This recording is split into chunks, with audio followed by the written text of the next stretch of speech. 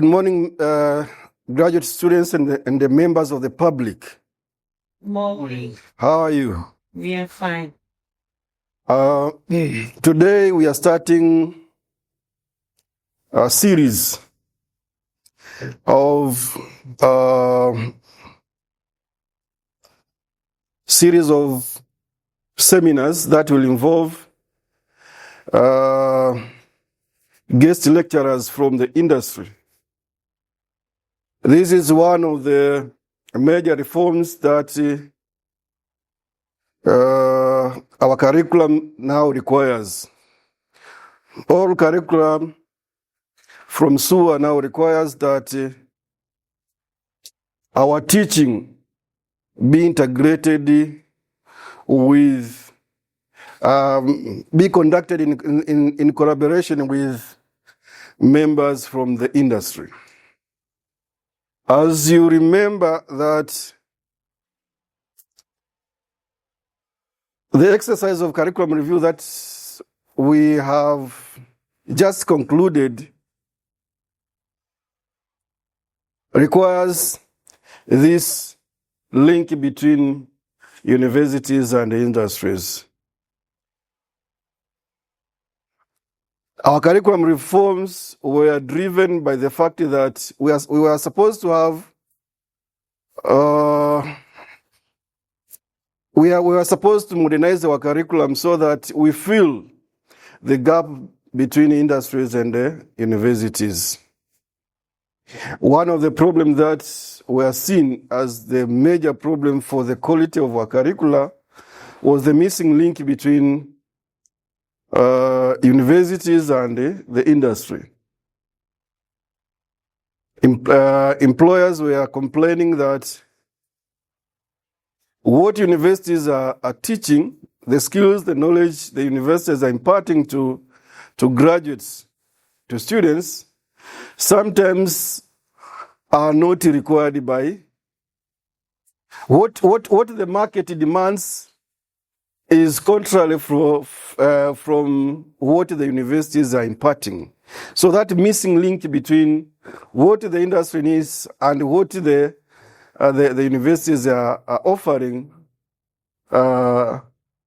tends to mismatch. So that mismatch, the solution to that mismatch was the decision that now, not only at SUA, but generally, our universities now has to bridge that link, that bridge, as to break that. We have to have collaboration with the industries so that the graduates are having the skills and knowledge that are required in the industry, in the market, in the job, in the labor market. A graduate should have first day experience of the job just as soon after graduation. So that called this kind of collaboration between universities and industries. So we are now inviting industry experts to come and share the experience so that students can acquire skills and knowledge that are appropriate, that are directly used by the industries. Now, in education, our industries are schools. These education institutions are basically our industry, although even the general public. But so we are going to have members from the Tanzania Institute of Education, from the National Examination Council of Tanzania, from universities, from secondary schools, from primary schools. These are the areas where our students are going to work. So we are going to have some members from these institutions that are that are having experience of what exactly is needed for education in students. Those students that are taking, for example, food science and technologies, will invite also some experts from the industry, from milk processing industries, food processing industries, to come and share what those industries exactly needs. So this is the beginning. We are going to have this series of experts from the industries and to come and share. And this forms part of our courses. So don't think that you are here just for the purpose for just listening. No, it's going to be part and parcel of your grade, your coursework, your UE, if any. So part of the assessment components will come from what these experts are going to be sharing with you. So I'm here just to officiate this series, and by saying so, saying that these series are officially opened. So today we are going to have our first expert. This man has vast experience in managing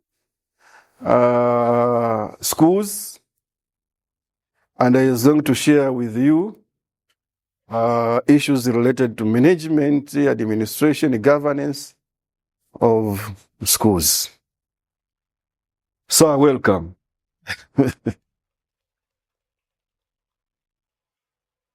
Okay, thank you, Professor Jamal, our Dean of School Education. Also, I appreciate the presence of our human resource manager in the university, Queen Chibudu. Here she is. Therefore, after the short introduction from our dean, I am warmly welcoming our guest of speaker. He will introduce himself to you. Then what I argue is just feel free to ask and learn. He's coming from the real work experience, and you are here having theoretical knowledge. Therefore, you have the practical, you have the theory. Then I wish you all the best. Good morning. My name is Remmy Mpagama, a teacher. Headmaster from Sokoine Memorial High School.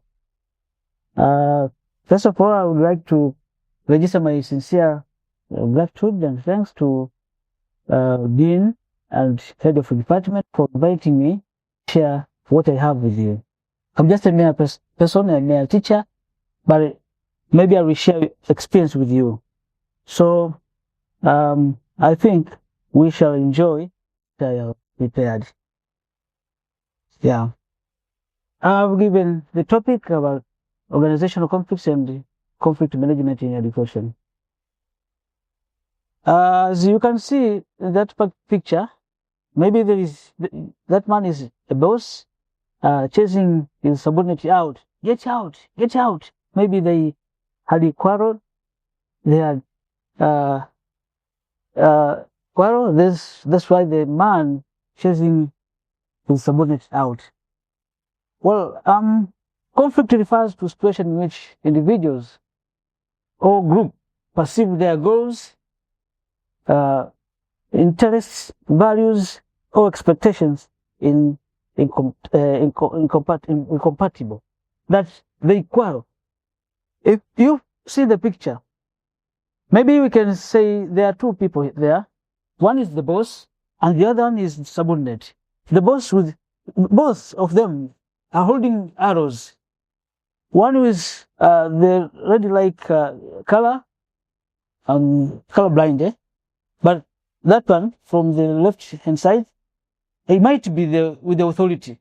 Now, the values, as we have said, the interest, the expectations, they don't match. That's why they have the opposite direction. They go in the opposite direction.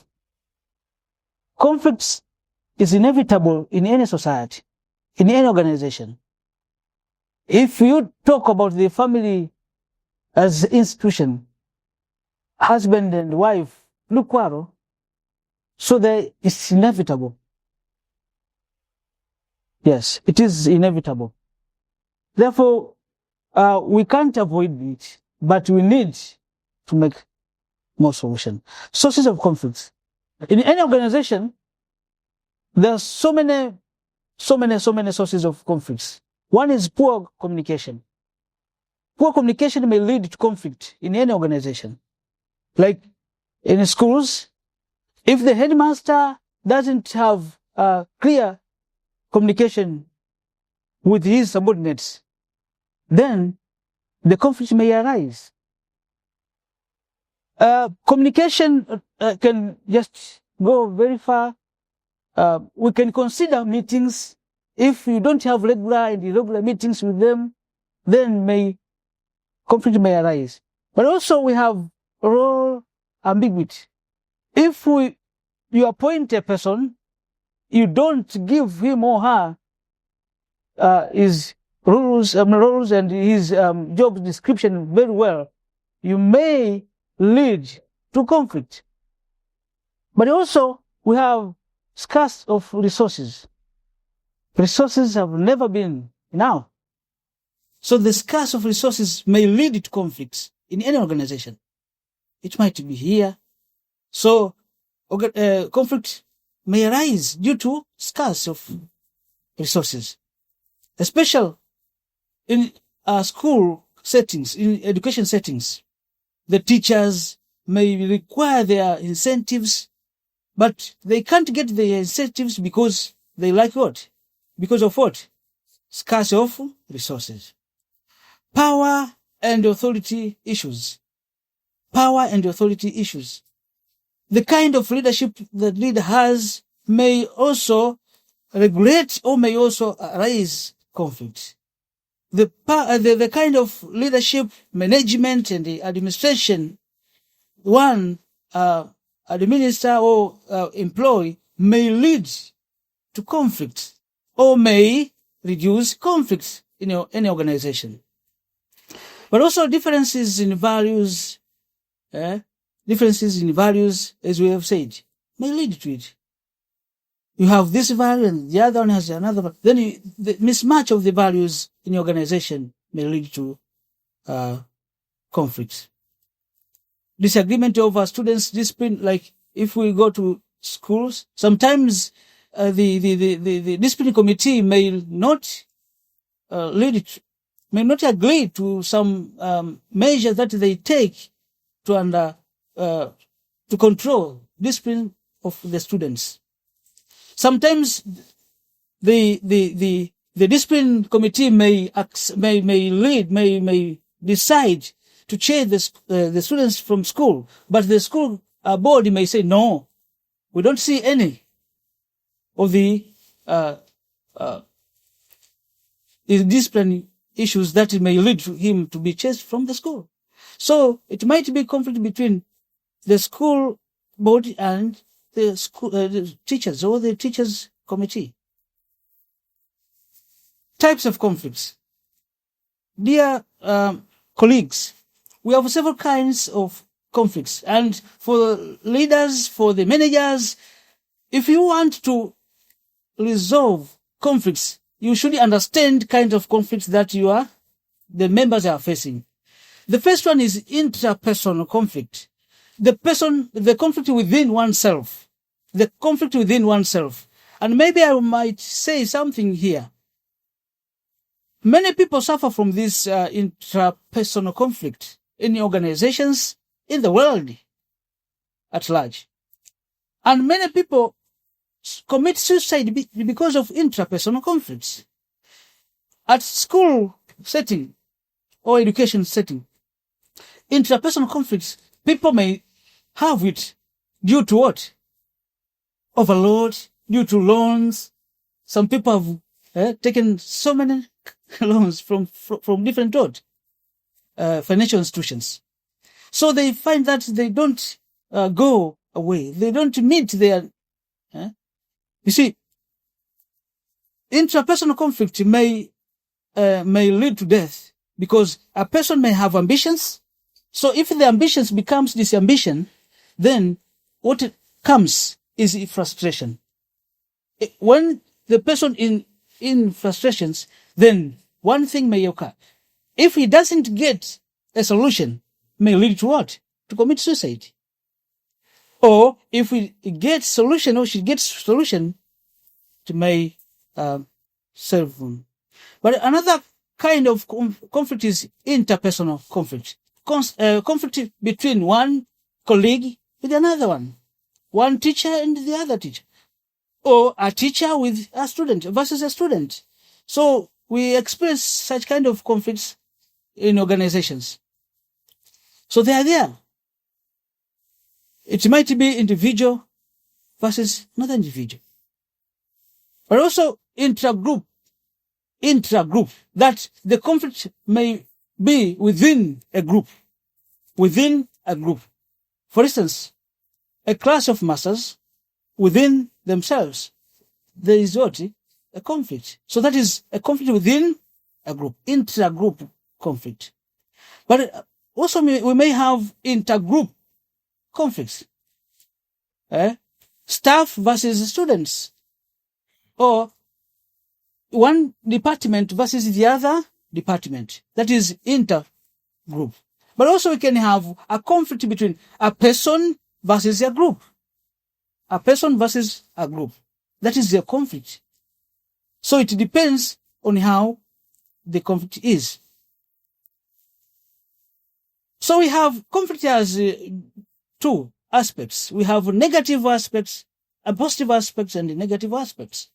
To start with the positive aspects, may I ask you one question?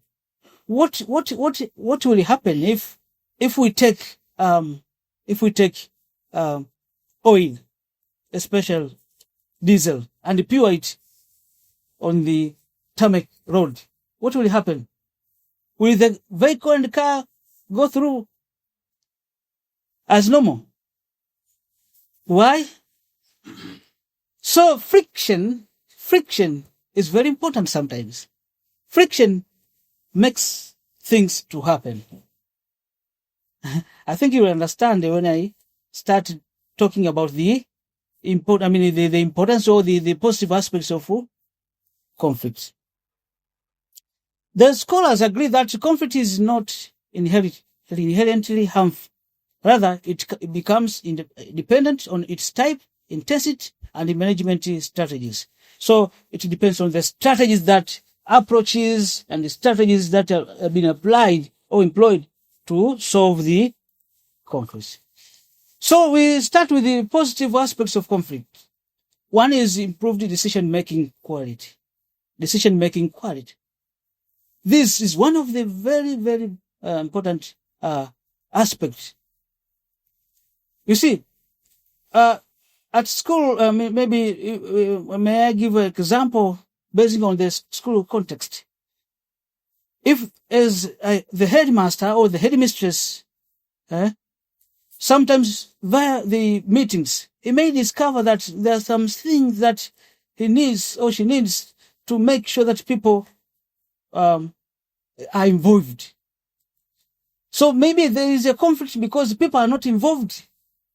People may complain that, the master or the headmistress is doing alone, is just doing this and this alone without letting us know it.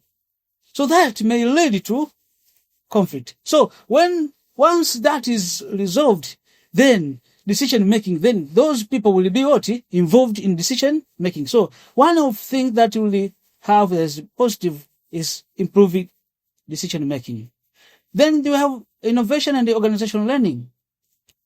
Conflict promotes innovation by challenging traditional practice and is stimulating creativity, problem solving, disagreements about teaching methods, and so forth.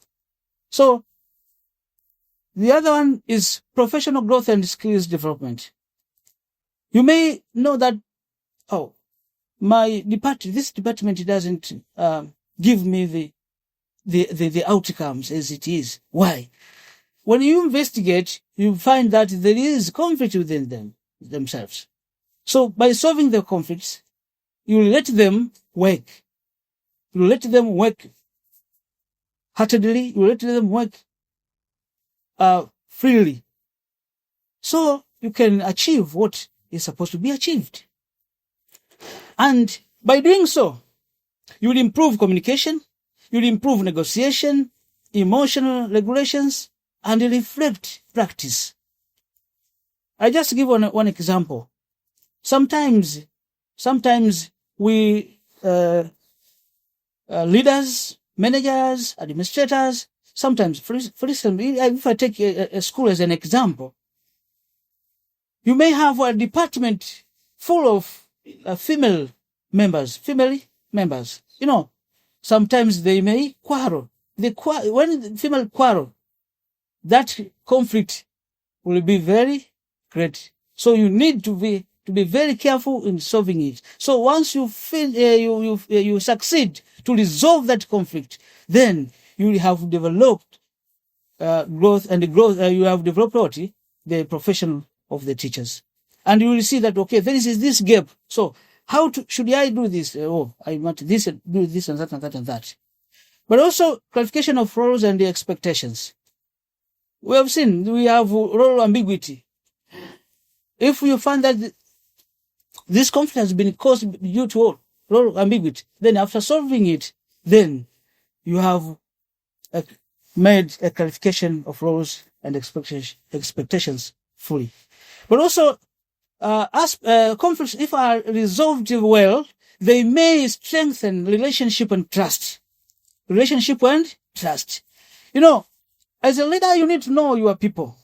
You need to know people whom you lead, the kinds of people, the introverts, the extroverts, the sanguine, all kinds of people that you have.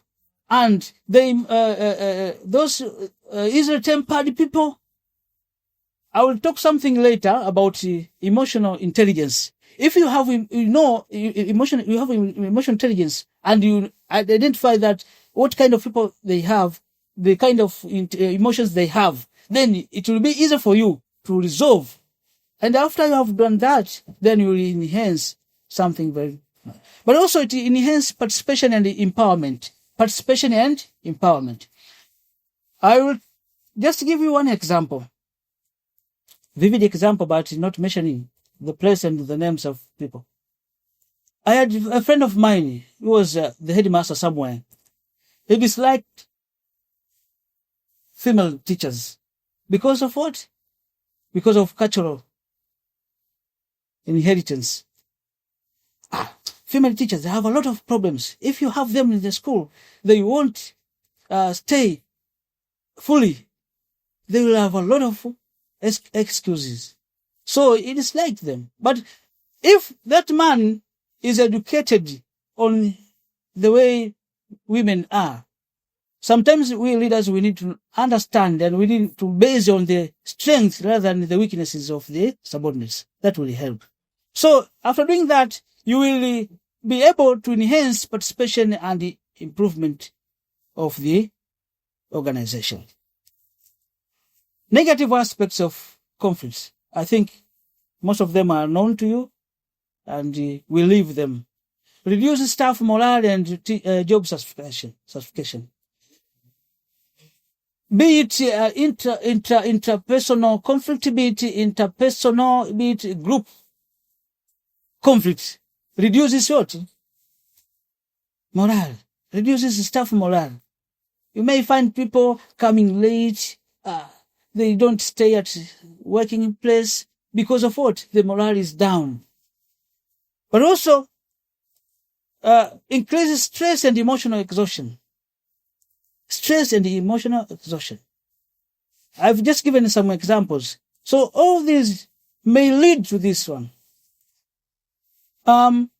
Breakdown of communication and collaboration.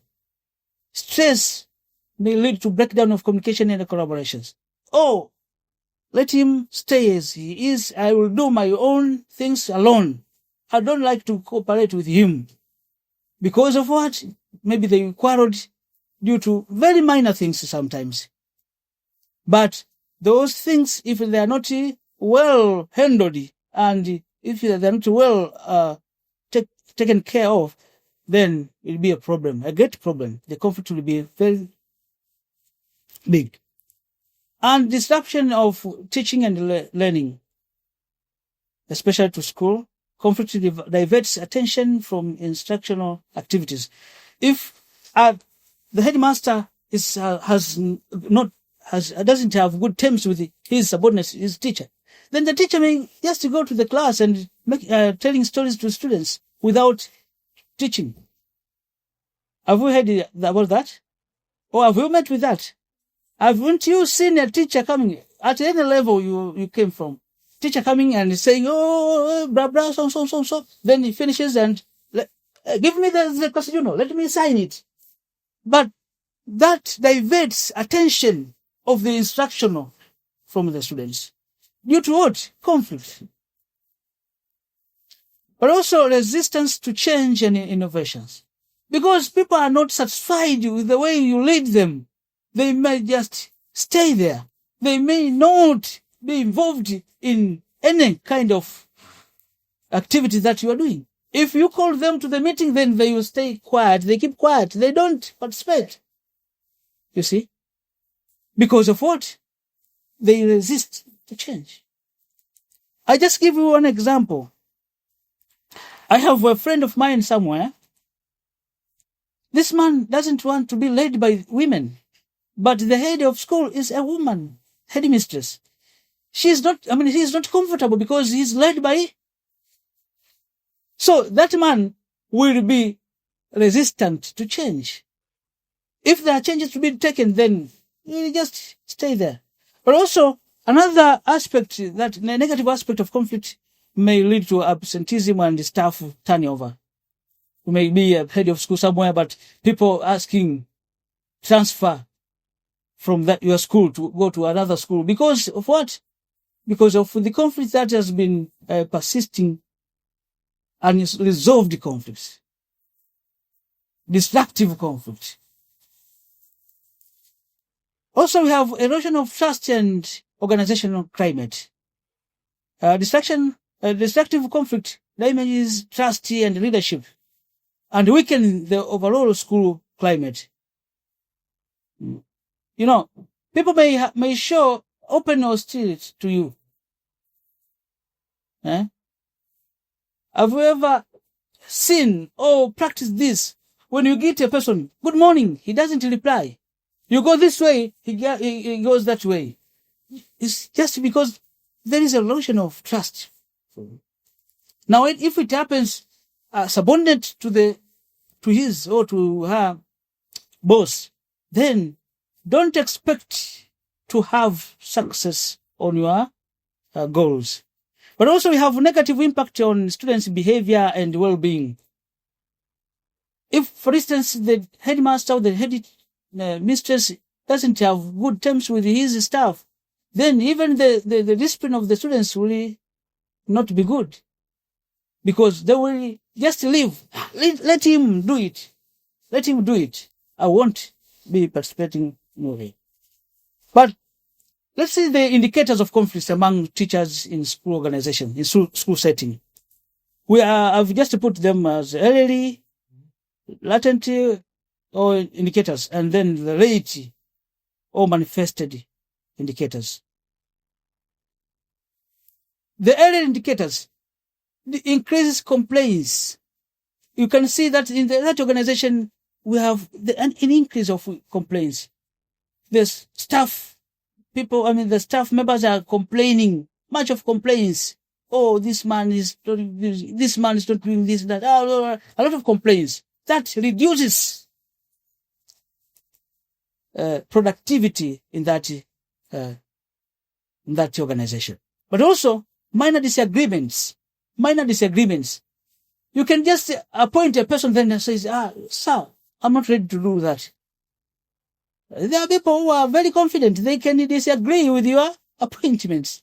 Because of what? There is a persisting conflict between you. But also withdraw and social avoidance. People may withdraw some things and you may avoid. You have heard some people in this government are resigning. They resign their positions. So the resignation of the position may be caused by what? By conflict sometimes.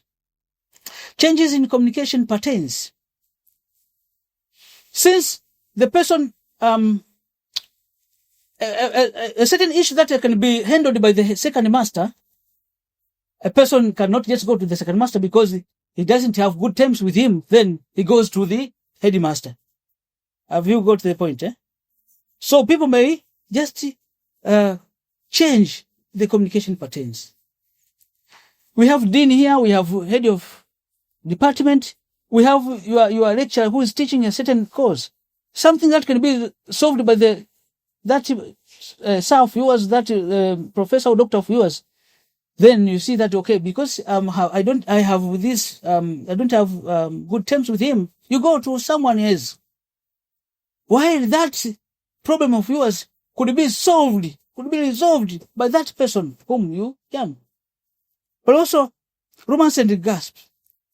They are very, for those leaders and managers, romance and gasp, they are nice. They are there to stay.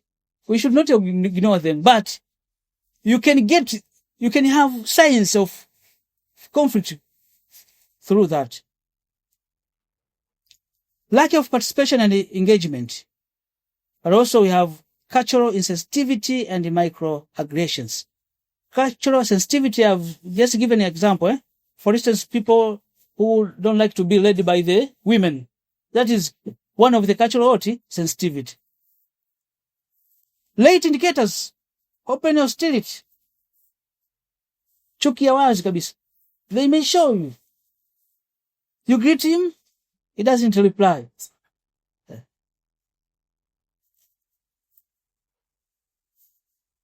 Then you have high turnover rates.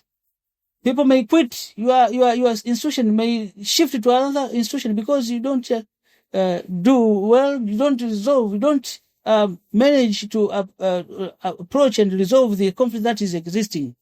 But we have also formal complaints. They may have formal complaints. They may have written a letter to the higher rank, higher position, complaining about your deeds. Also, increase the absenteeism, both to teachers and students, if at school. Will you be comfortable if you don't have good terms with your boss? Will that be a good place for you? No. So sometimes you may find people are absent because of that. Then, strikes and demonstration, this is the highest manifestation of what? Conflict. And disciplinary actions that have been taken, then you have negative impact on students. So, to school-based, these may lead to negative impact to students. Conflict management. We need to manage conflicts. Even if they have positive aspects, but we need to manage them so as to give us positive impact or aspects. If we don't manage them, then will give us what? Negative aspects. We have several approaches. One is the avoidance approach. The avoidance approach involves deliberately withdrawing from ignoring conflict situations. One will surrender, come what may. For example, a school leader may postpone addressing a disagreement to allow participants time to cool down. However, consistent reliance on avoidance can lead to unresolved issues. Sometimes you may use this as avoidance. Avoidance, I think you have understood about the avoidance approach. As a manager, as a leader, you may tend to avoid it by leaving it there. Consistent living may lead to problems sometimes. But also we have accommodation approach. Accommodation occurs when one part sacrifices its own concerns to maintain harmony or passive relationship. Lose-win situation. Let me lose and let him win. Sometimes the leader may come down to make things go. That is the accommodation approach. Though each approach suits to different what? Kind of conflict. Competitive approach. This is the authoritative approach. I have said, do it. If you don't, you shall see it. Without listening. You have gone through, you have been students, primary school students, secondary students, isn't it? Now, you have met with a teacher. When you want to explain yourself that you are late because of what you have very genuine reason, the teacher doesn't listen to you. He applies or she applies his authority. Then striking you out. Hey, come here. Today, he can't you tomorrow, the day after tomorrow. Without investigating and seeing that what kind of this. Now, that student becomes in conflict that puts in his mind that this teacher hates me. So you apply authoritative approach. But also we have compromise approach. The compromise approach seeks a middle ground solution in which each part gives up part of its demands. In school, compromise is often used when time restrictions exist or when parties have equal power. So maybe you may compromise that, okay. You may compromise, okay, let's do this and you do that. You finished. But also, I wanted you to know about emotional intelligence before we go to how to manage conflicts. Emotional intelligence is very important to understand. I must understand, who am I? What kind of a person am I? Am I too tempered? Is it tempered? If you understand yourself, you understand your emotions, you will be able now to understand other people's emotions, especially those whom you lead. Understanding their emotions will help you to rescue, will help you to solve these. Some of our colleagues, some of our subordinates are easily tempered. Even there is this Swahili saying, may I use it or what? People may say that this one doesn't hapendi utani. Anapenda kutania mwenzake lakini yeye hapendi utani. That is emotional. You have to understand him. Okay.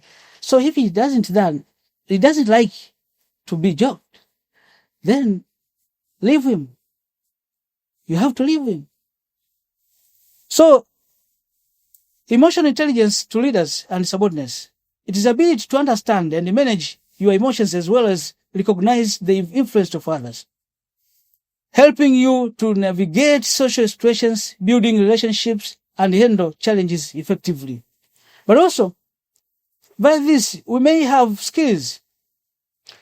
You should have skills. Self-awareness, self-control, self-regulations skills, motivational and social skills. Some people, they have only problem is interpersonal skills. This is very important skill because many people isolated themselves because of this lack of this interpersonal skill. Interpersonal skill is this kind of skill that allows you to interact with the other people, allows you to socialize with the other people. There are people who are not socialized, they're not social. So if you have this, will help in doing other things, in managing conflicts. Many of the conflicts, they arise because of emotions. because of what? Emotions. And you understand it. We have nowadays this disease called the afya ya akili. Afya ya akili. Many people suffer from this. That's why they have this intrapersonal conflict. Afya ya akili sometimes may cause people to suffer intrapersonal conflict. Collaboration or integrative approach is widely regarded as the most effective conflict management approach. It involves open communication, mutual respect, and joint problem solving to achieve solutions that satisfy all parties' interests. Collaboration promotes trust, shared ownership of decision, and long-term conflict resolution. If you have conflict, then sit together, discuss together, put things there. You come to win-win situation. So, because you have applied what? Collaboration or collaborative approach. We have a mediation approach.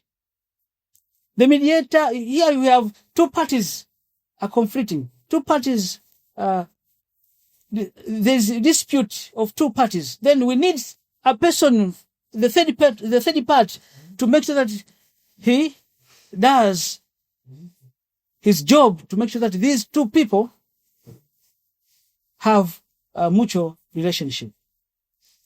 For instance, you have heard about the demonstrations of teachers or strikes of teachers, striking to government. You have heard about the strike of doctors to the employer, asking their incentives, asking for the increase of salaries, so much. But for the teachers, for instance, Chama cha Walimu, CWT, may act as what? Mediator, a go-between, to solve the conflicts.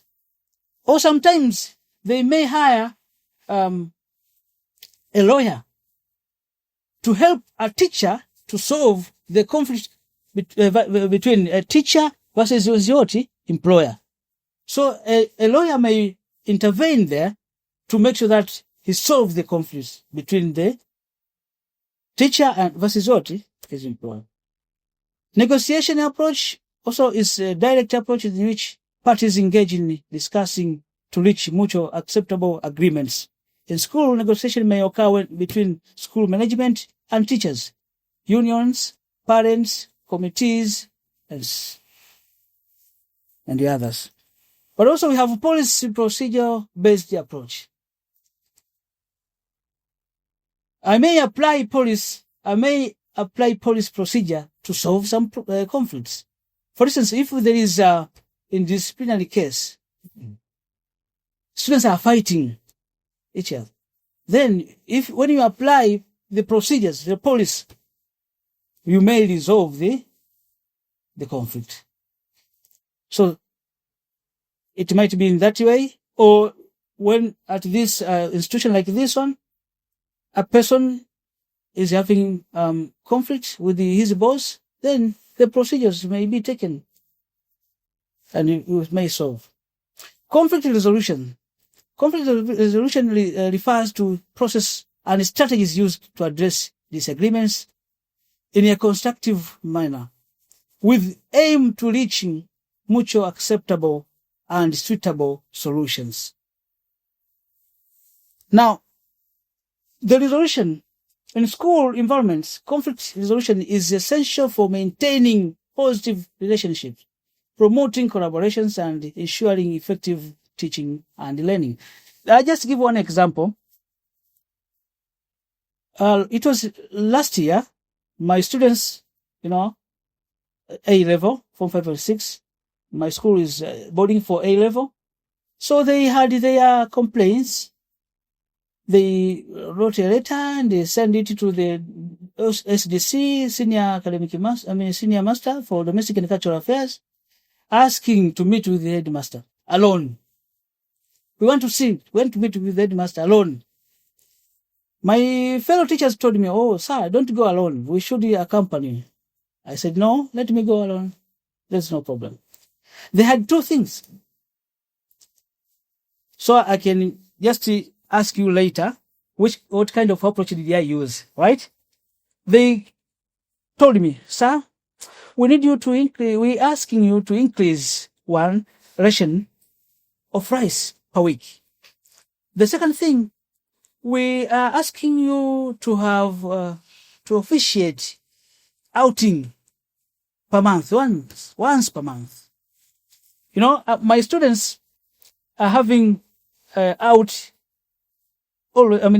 every Saturday and Sundays when they go for worshiping, plus Friday. The Muslims, the Sabbath keepers, they go for Saturday and they go just out of the school. Then I said, okay, when I just applied the approach, then I will ask you later. I said, okay, for the first one, you're asking me to increase a ration of rice once per week. There's no problem. I will do. They clapped and said, oh, thank you, sir. The second one, you're asking me to have to officiate outing for you, isn't it? Yes, sir. Okay. Now, from next week, you won't get out for worship. I will call upon the pastors, the priests, and the imam to come here and to conduct the worshiping. So you will have one outing once per month. They said, no, sir. Let's remain with that. Let's remain as it is. So, sir, thank you very much for the first one. The second one, sir, we have understood. Let's remain. We'll be going to. Then I said, I just leave you when you are going to the church, to mosque. Then you go there. No one is accompanying you, and you are free. You go there to worship and come back. Now, what kind of approach did I apply? You have heard the approaches, isn't it? I've just mentioned and explained some of the approaches of solving conflicts. When you find students asking to meet with the teacher, with the headmaster, that is not good, right? There is something, complaints. Remember about the elements, the science of conflict, the complaints. So it was their complaint. What kind of approach did I employ? Were you with me? Oh, I was alone. Yes, you're welcome. Okay, sorry. For the first issue, you use the accommodation approach. Yes, thank you very much. And for the second issue, you use the competition or competitive approach. Can we go back? Negotiation approach, mediation approach, collaboration approach, compromise approach, competition approach, accommodation approach, avoidance approach. Have you heard our fellow? Yes, you are correct. But some of these approaches may be used interchangeably. Yeah. Now, let's go to roles of communication in the conflict resolution. People say we are blessed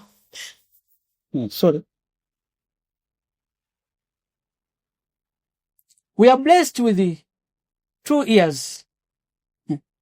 Isn't it? We are blessed with what? 2 ears. Do you know why? And 1 mouth. Why? We should keep on listening, but listen to people. The role of communication in conflict resolution. First of all, you need to have this listening skill to your people. Let them speak, and you speak as well. Now, if we practice these roles of communication in conflict resolution, will reduce conflicts in our organizations. Identifying and defining the conflicts. First of all, you need to identify the conflict and define conflict. What kind of conflict is this? Is it intrapersonal? interpersonal. Sometimes you may solve because you think that it is just interpersonal, while it is what? Interpersonal. You call one person, you think that you have resolved, while that conflict is not just within him, but it is between the two people. So you need to understand the kind of conflict and you define. That will help you to apply, to have which approach will apply in that. But also clarifying perspectives and interests. Communication will help you to clarify perspectives and, many conflicts occur in organizations because we lack communication. We lack what? Communication. People are not well informed. People are not well informed. If are not well informed, then may lead to conflicts. This is due to what? People don't want to communicate. Let them know. In your organization, you say, be transparent but not naked.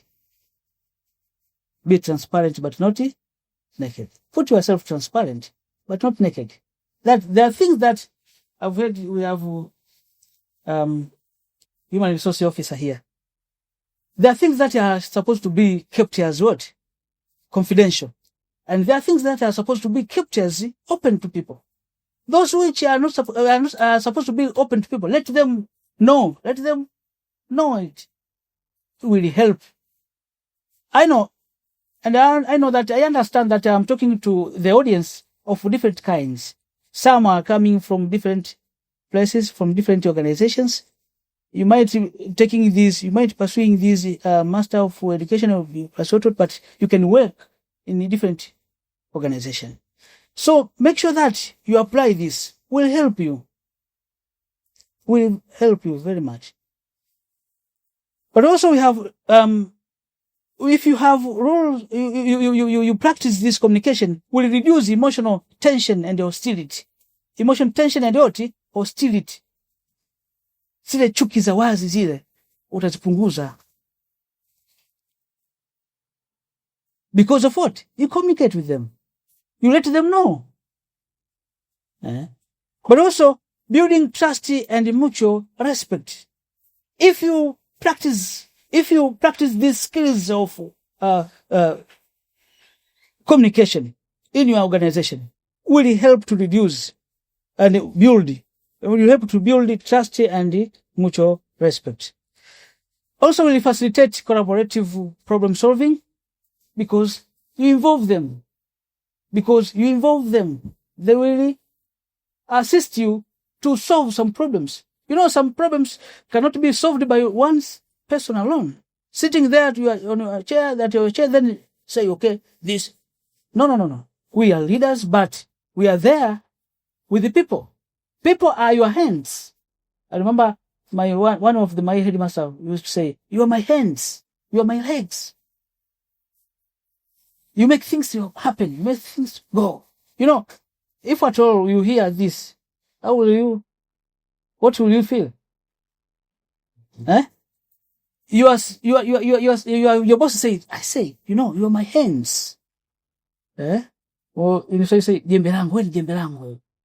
I remember Godwin Gondwe once said, he heard the late Reginald Meng told him, I'm very much impressed with the way you do your work. Godwin Gondwe said, one of the things that made him proud always is the appreciation, the praise that given by what? By his boss. So if you involve people, may give you clear solutions for the problems. But if you're not involved, then as a problem may be solved easily, they will leave you there. Let him solve. Let's see him solving that. We shall see. If people say we shall see, I'm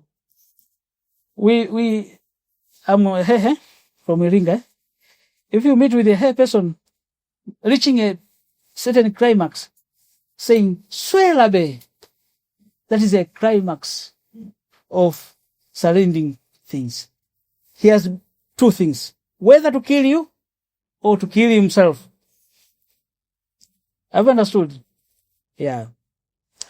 Now, supporting fair decision-making and agreement, ensuring follow-up and conflict sustainability. You see, if you manage to resolve conflicts, people will be very open to you. People will be active in their work. People will participate, will be active participants in each and everything that you give them.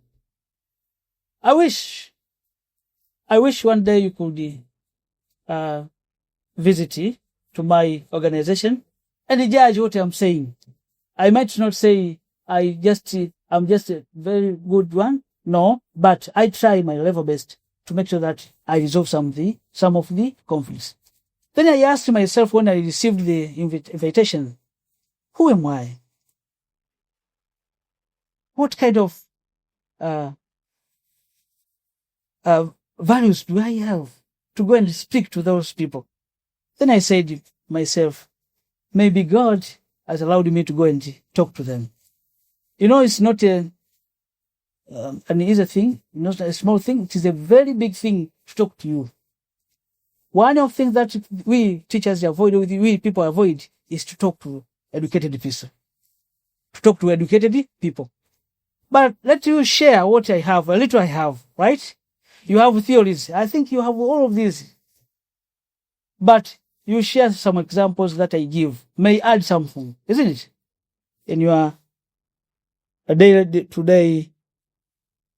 Now, active listening will help you also to have empathy and emotional awareness. And emotional awareness will also help you to wear their shoes. As head of school, you have to wear the shoes of your colleagues. Sometimes if you listen, you will get the problems. You will solve the problems. But if you just say, okay, this man is always coming late, when he's trying to explain, then you ignore him, then you won't have. So you should have empathy. You should have sympathy. You should sympathize with them. Will feel that, okay, this man, this boss is with me. Isn't it? Then you should clarify and have assertiveness. Also will lead to respective feedback and non-verbal communication awareness. These are skills that we should have when resolving what? Conflict.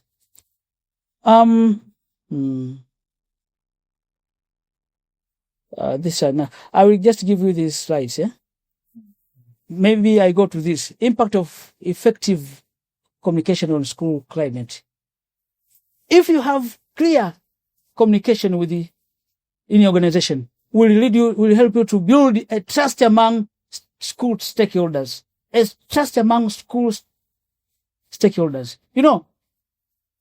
can judge a person, you can judge a boss of a certain organization by seeing the outcomes.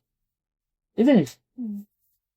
If my school doesn't have good results, one may judge this man does not live well with his subordinates. If you have good results, people will not go into details searching to see the problems. I've understood. But also other people outside will judge. Okay, this man has, because people are the people who will say it later to people, isn't it? May I take this example, the biblical example?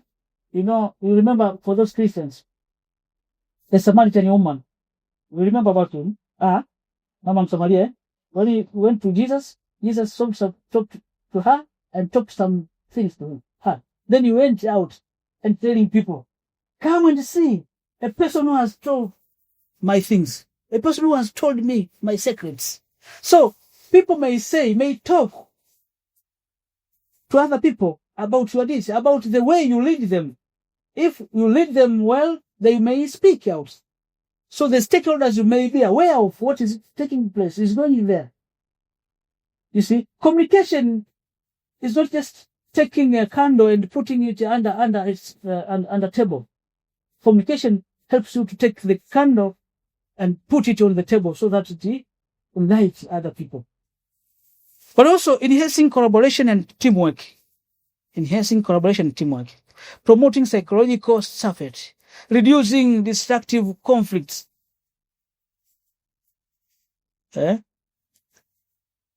Destructive conflicts are the conflicts that are not resolved. They keep on there. If they are resolved, then you say constructive conflict. They are very important in the organization, conflicts, because they help us to understand each other. Even I said earlier that even at the family level, husband and wife, if they can't live as peaceful as the angels. If the angels fought there, why not us with the flesh?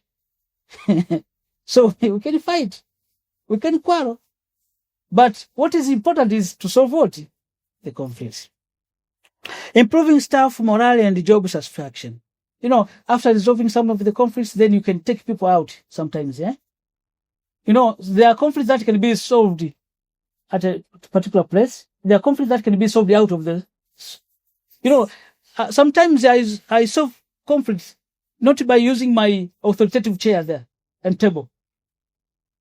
At the back, there is a picture of our beloved and honorable president. No, I just take a teacher out, sitting there under the tree. Sometimes I may take soda and talk to him or her, in a friendly manner, making sure that I resolve some of the things that he might have.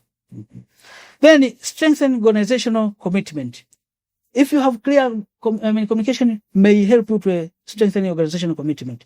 Then modeling positive behavior for both staff and students. Teaching staff and non-teaching staff. Teaching staff and students also. Then supporting teaching and learning processes. Yeah, I might not read the conclusion, but this is, you can see in my picture, if you manage to resolve the conflicts, then the arrow will go to the goal. You can see that arrow. It goes somewhere, but somewhere it burns because of some conflicts. After the conflict being resolved, then the arrow goes up. So if you don't have this kind of skills of solving conflicts, then your arrows may be going down. Ups and downs will be very minor. But ups and downs, they are there, but make sure that the arrow goes upward. Thank you for listening.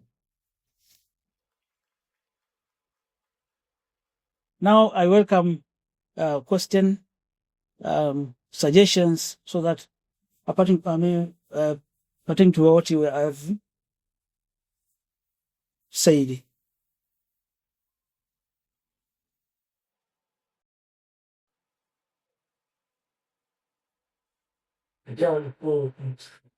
Yes, thank you for your good presentation. And actually, because we want to hear much from the field, maybe I have 3 questions that I want to ask you. And the first question goes to it might be you have encountered that scenario or not. We sometimes had teachers, head of schools, not in good terms with parents, especially when it comes to the issue of admitting proper punishments. Now, based on the experience that you have as a head of school, have you encountered such kind of scenario in your school? And if yes, how did you handle it? And if not, what means do you use to ensure that those kind of issues are not existing? That is the first question. Then the second question is on the issue of you talked about formal complaints. That's one of the indicators of conflict.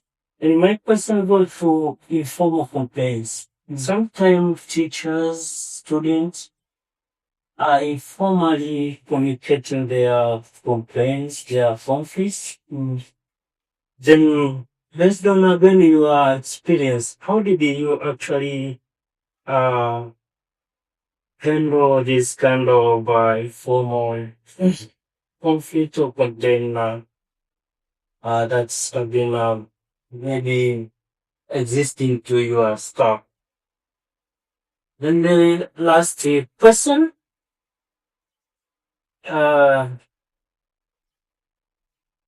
is focusing on the issue of supervision of construction activities in a school. And actually, based on our experience, we would like to hear from you. Just in brief, if you have encountered conflicts, especially caused by especially was the result of supervising these activities. And maybe you can actually give us examples. What were the causes of the conflicts, especially regarding to these activities, and how did you handle or resolve those conflicts? Those are just like few questions. Thank you. Can I respond to this first, or I just receive other?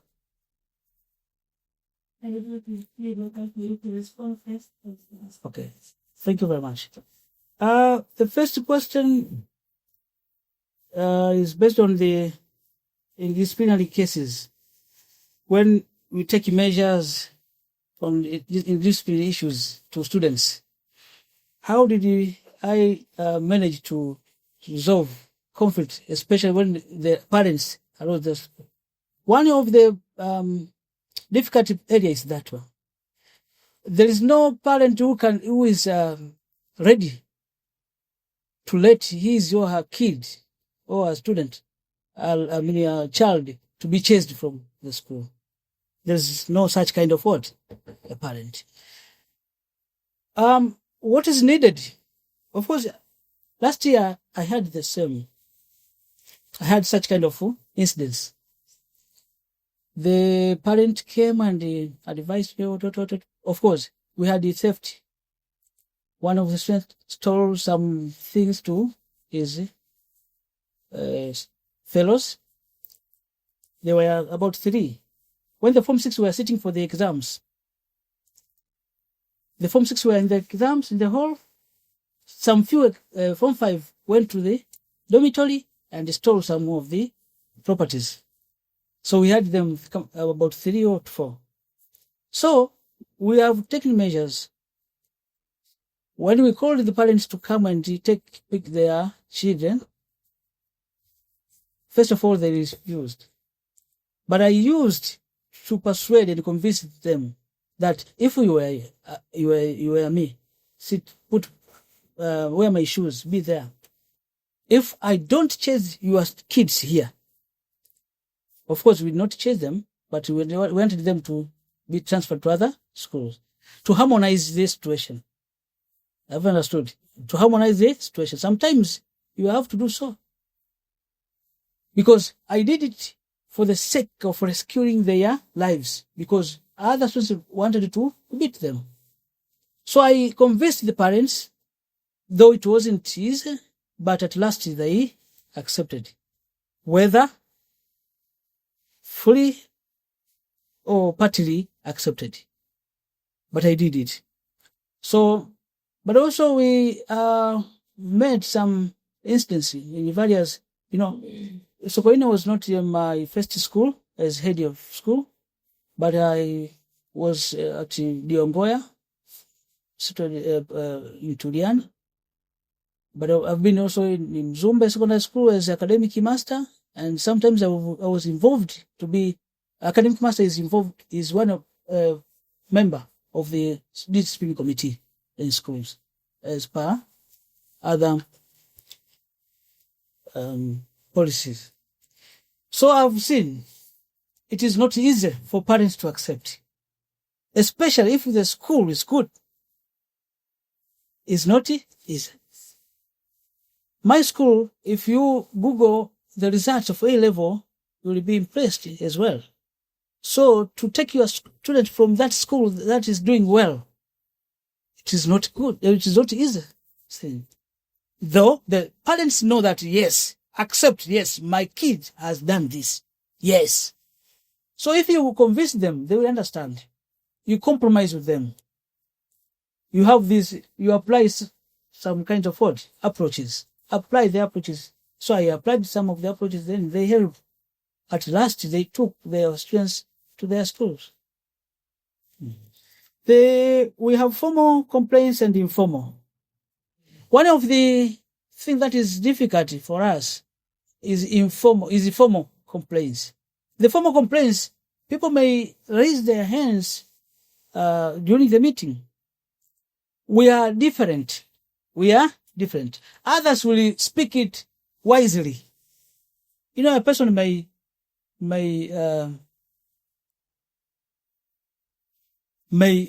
confront you wisely or unwisely. So you need to be patient to receive first. First of all, to receive. And later, you need to talk to him. If you apply communication, be open, then sometimes they may realize, okay, we are confronting this person, but he is innocent. But for informal complaints, I remember my mom once said, if you hear some complaints about you, don't sometimes the scandals, sometimes the scandals, don't use much of your time talking about that. But you have to ask some questions. Do I do this? Why not? If it is true, then change the way of doing. Then that's one of the sign of silencing the informal complaints. Okay. If they complain, then you go and apply without confronting them. Why did you say this and that and that? I've understood. For instance, this man is very busy. We haven't conducted a meeting. We have almost a whole term, we don't have what? A meeting. Then you hear these complaints informally. What you are supposed to do is to make sure that you conduct what? Meetings. Regular and irregular meetings. Then you will silence the complaints. The conflict will die like a cockroach death. Supervision, construction of activities based on school example. Yeah. Any organization, especially nowadays, one of the areas that is the complaints and conflicts arise much is the area where financial position is talked about. For instance, if there is no open of the way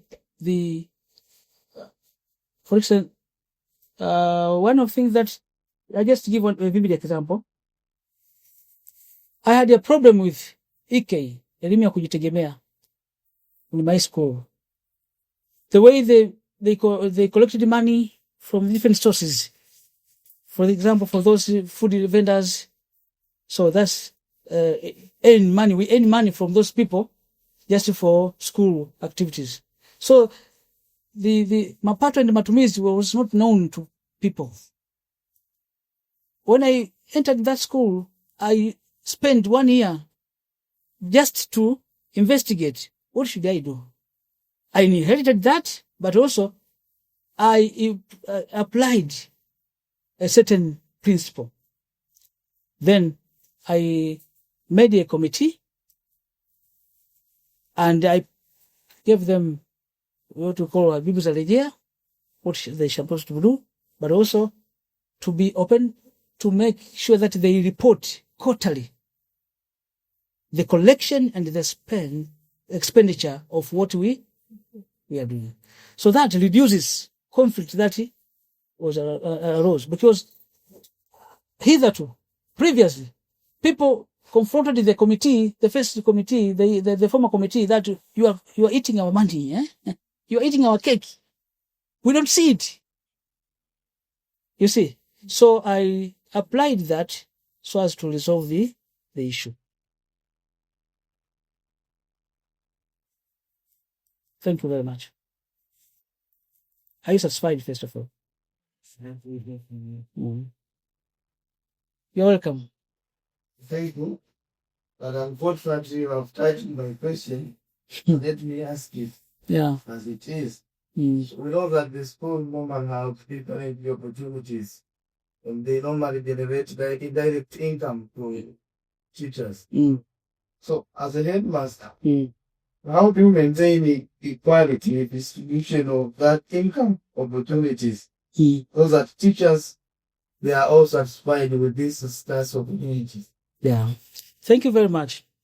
As I've given one example of collection, EK collection, the first presenter who asked you the question. Last year, after we have collected much more, a lot of money, we collected about 400 million. Then I told my colleagues that we should have a tour, a study tour. That we spend the money equally. We had a study tour to Ngorongoro, then from Ngorongoro to Mwanza. So we had 4 million, 4M. On the way to go to Mwanza, we added, because it wasn't enough for us. We underestimated. We added 3M. So we had 7M. So for the teachers, I told them, okay, teachers, for the bus fare, for the fare, this amount will be cut for the fare, and this one will, for yourself, then you will accommodate, for the accommodation, food will be yours. So that also, it was kind of motivation to them, but also they have seen that this money, our money that was collected, we spend it. But also we had one group that was left there, at the organization. You can't just go with all teachers, yeah? Some will have some problems, maternity, sick, and whatever. Those who were there, we calculated some amount, so they shared. But also, that money that we collect, we share in the food stuff and tea and food stuff. So they consume it directly, not indirectly. They see that this is our production. So I let them know openly. If you ask them today, they will tell you. There's no secret in the world, yeah? Yes. I might talk to you, but some of you here, you might have some mates there. My friends, your friends. Might be my teachers are there, your friends. You may ask them. They may tell you this. So this is one of the things that reduces complaints in the organization. If you are open, but if you share with them. But another thing is, if they have safaris, you can send people to go there and there, but also to, we have this supervision of exams. Let them, if all of them have wana sifa za kwenda, waache waende. Propose them. The boards there may let those people to go. Kwa ukifanya hivyo, reduces complaints as well. Kwa hiyo kuna kufanya hivi. Sio kama nimejibu. Thanks a lot, but that is the one aspect. So, what about when you are saying the beauties that normally generate money? For example, someone is so good, money much chakula, basa, and so far. So we have many teachers. They might be in that position. And after choosing someone, others will be complaining in the personal complaint. And why not me? So how do we solve that? Okay, first of all, people should know that we have one position, only one position, and it needs one person. So who is supposed to be there? So those who will complain will just complain. First of all, they have to ask themselves, why not me? They should not say that, why that one? The first thing they should ask, why not me? For instance, a school needs one head of school. A school cannot have 4 headmasters or 4 headmistresses. So the one with the qualifications will be there. You might have qualifications, but we might have the one who is excelling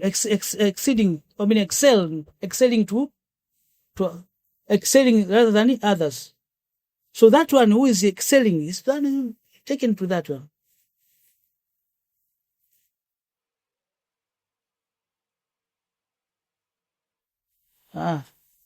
Yes, you're welcome. Okay. I'm not sure if it's time, but I just wanted to add something on what you have just said regarding the question. Sometimes employees at work are then honored with extra work just because of the way the way he or she is positioning herself. Sometimes, or most of the time, for the titles which are meant in skills and services, what we consider most of time on assigning those kind of duties is the maybe talents or unique traits that individual has shown up. So, my encouragement is, whether you are a public servant, whether you're a private servant, or you are still at school that you're expecting to go and be employed, make sure you make yourself different. Take time to develop yourself. Take time to learn. Be courageous. Be ready for the tasks which are not paid.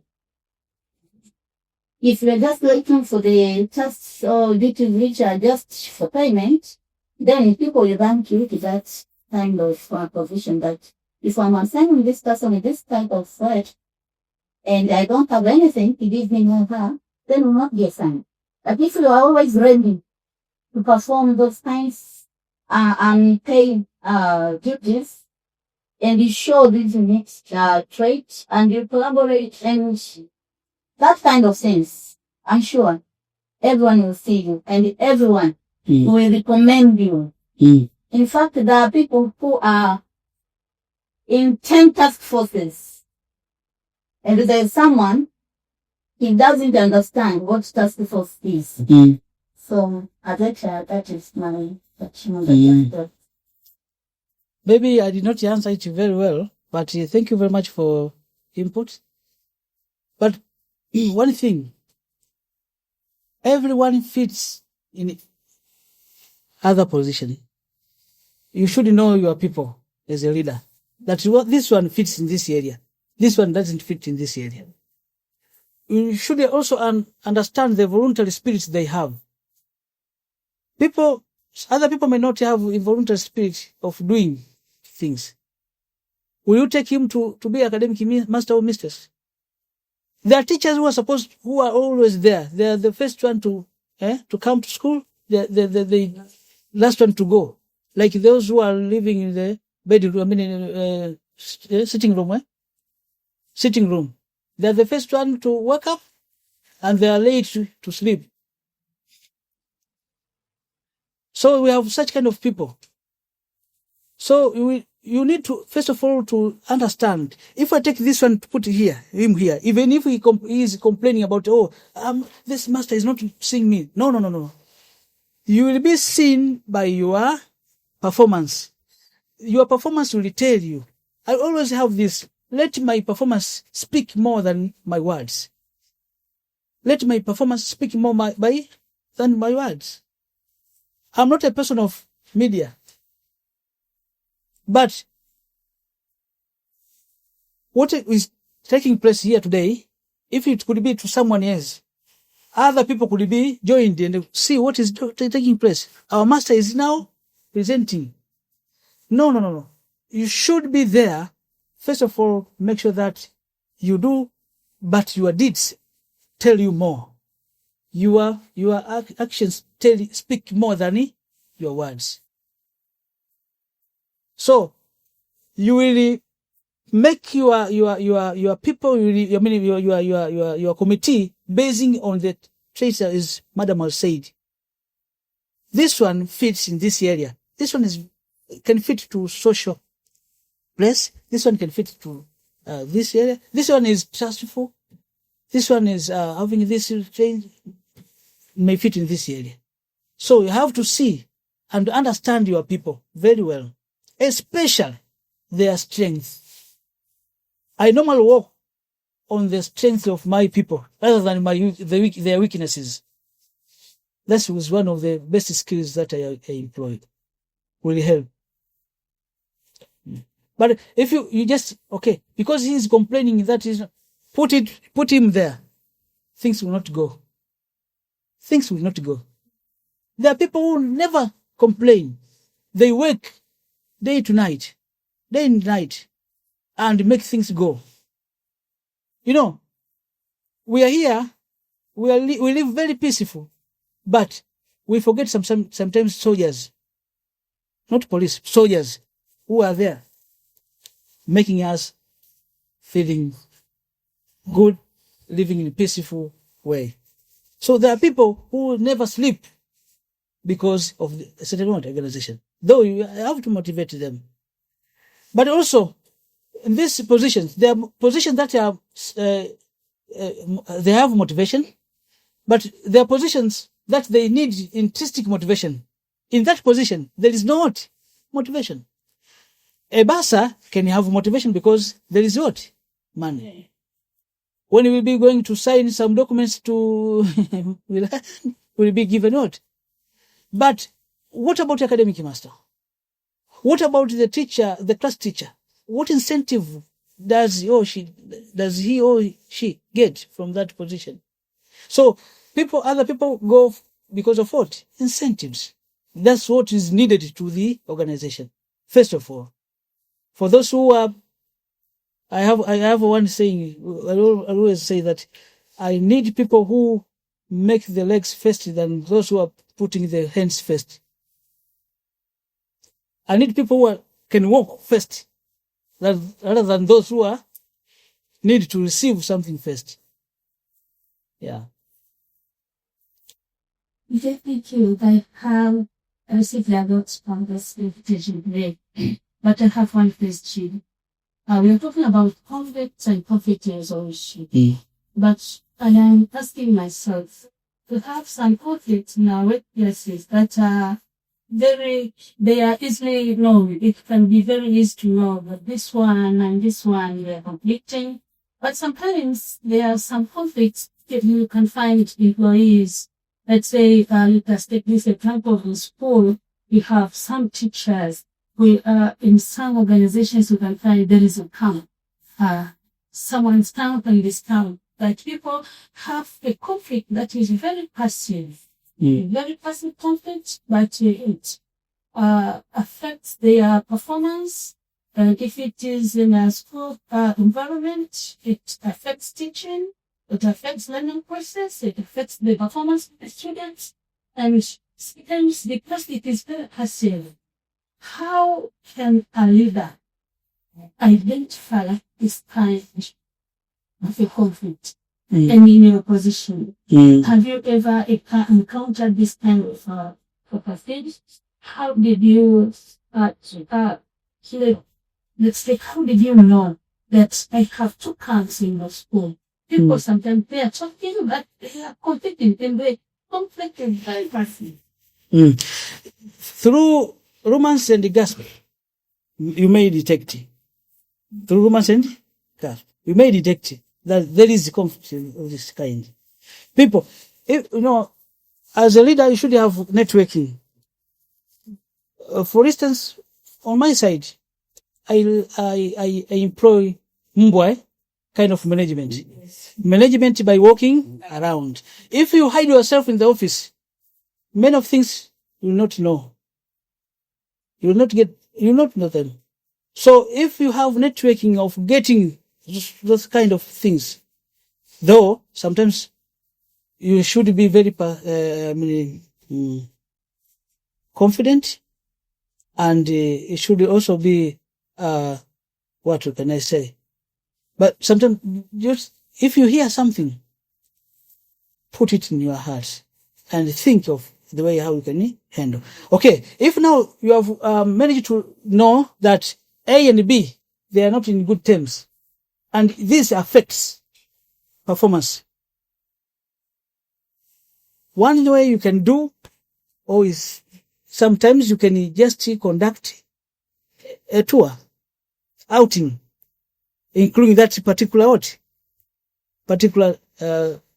department. For instance, in history, two members are not in good terms. You can just call that history department. You sit with them somewhere, you talk with them friendly. Sometimes you can cure that one. Or sometimes it is not easy for you to be the first one to see it. But you can use the other person. Okay, I've heard this. Can you pop in there and make sure that you resolve the conflict between the two? I did it last year, I think. There was a conflict, such kind of a conflict of two people. But then I just saw one, a wise person. Then I told him, you go there and make sure that these two people have in good terms. And he managed, he did it. Not each and everything you should go there as a leader. Use other people, use the other resources that you have to solve some problems. Yeah.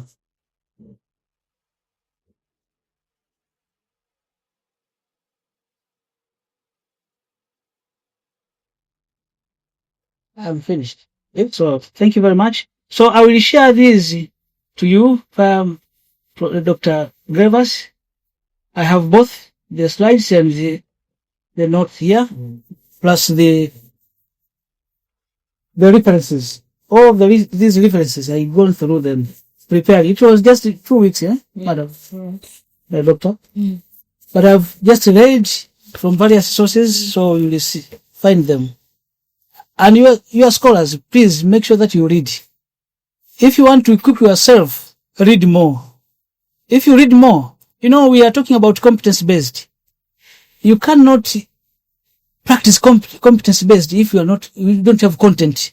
First of all, you should have content, and then find competence-based. Competence-based is just a vehicle to carry what? Content that you are having. You will be good, you will conduct a good research because you read more. Thank you very much for listening, and I'm really sorry for the areas that have gone wrong. But doctor, I've finished. Maybe the feedback you can get from my colleagues here. Okay, thank you We very had a much. discussion. Can you clap for this? Okay, thank you very much, our guest. Thank you for the congregation for you have taken your time to be here. We really appreciate your presence. I really appreciate your presence because as we are going for the new curriculum practice, we really need this because we need to have the real work experience so that you can, by adding the knowledge that you get in the class and the experience from the field, then you can be best practitioners. I would like to take this opportunity to seek your apology for the condition of the room, but next time we will take another big room. Thank you very much for your presence. Thank you, the media people. We appreciate your presence. Otherwise, see you next time.